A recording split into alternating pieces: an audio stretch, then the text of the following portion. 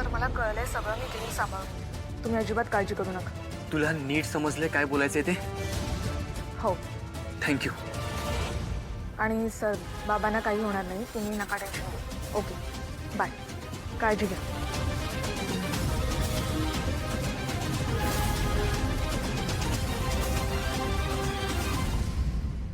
अरे इथे घरात वडील आजारी आहेत आणि तुम्ही काय बाहेर दुनियादारी करायला गेला होता?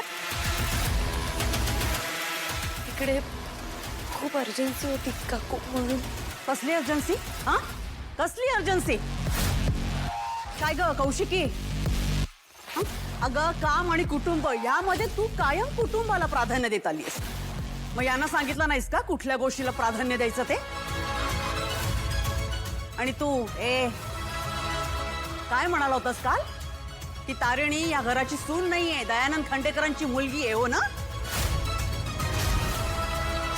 मग काय ग, तुझ्या वडिलांना माधवरावांना जर बरं नसतं तर त्यांना असंच टाकून गेली असतीस अनाथ आश्रमात काम करायला?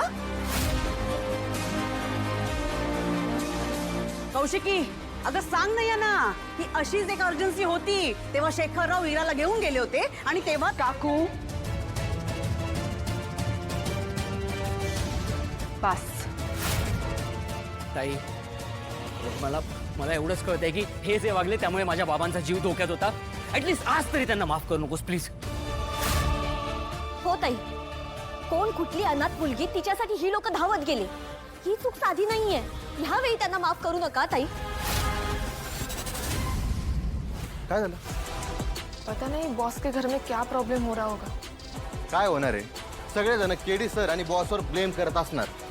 आधीच एक गुलाबचं टेन्शन आहे, आता घरात हा प्रॉब्लेम झालाय. त्यांच्या आयुष्यातले प्रॉब्लेम कधी संपणार आहेत देव जाणे.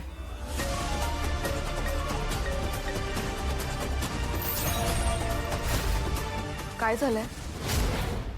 नाही, चूक तर साधी नाहीच आहे. कारण काहीही असो, तारिणी, केदार, तुम्ही दोघंही चुकलेला आहात. निघून गेलात दया काकांना तसं सोडून. कोणाला विश्वासात घेऊन काही सांगावंच वाटलं नाही की तुम्ही कुठे चाललाय. गृहीत धरलत की तुम्ही वेळेत परत याल.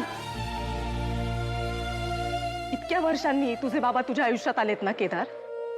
तुम्हा दोघांचं नातं काय आहे, त्याच्यामध्ये काय प्रॉब्लेम होते हे मी वेगळं सांगायची गरज आहे का? आत्ता कुठे तुमचं नातं छान होत होतं, सुरळीत होत होतं. त्यांची तब्येत बरी नसताना तू त्यांना सोडून गेलास. इंजेक्शन द्यायला उशीर झाला असता तर